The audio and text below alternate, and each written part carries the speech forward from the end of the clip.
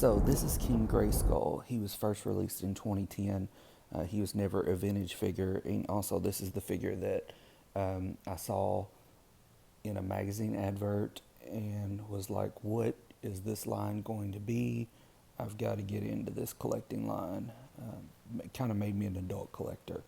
So he first appeared, to my knowledge, in the 2002 animated series, and a lot of the lore that we know today of Masters of the Universe came from that series. So, since the King Grayskull action figure that kicked off the Masters of the Universe toy line was exclusive to the 2008 San Diego Comic Con, many fans missed out on the figure, especially those who came into the line later.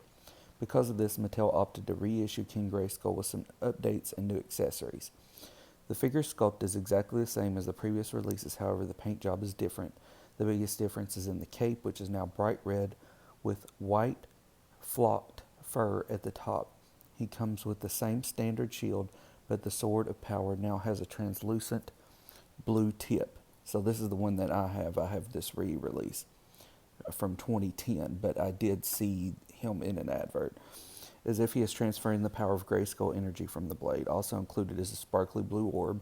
I have that. That sits in my Castle Grayskull playset, my Classics playset. This orb is the receptacle that Grayskull transferred his power into. The Castle Grayskull playset in the Classic line has a hidden chamber to store the orb in. Lastly, King Grayskull comes with another silver sword of power that can be split into two. All of these elements are part of the story of King Grayskull transferring the power to the orb inside Castle Grayskull, and then splitting the Sword of Power into two parts later to be reunited by He-Man. So it's a great figure, great looking figure. He's just not aged well, after 13 years. He doesn't stand well. A lot of times you just have to kind of tilt him up against the wall because his ankles just aren't holding up.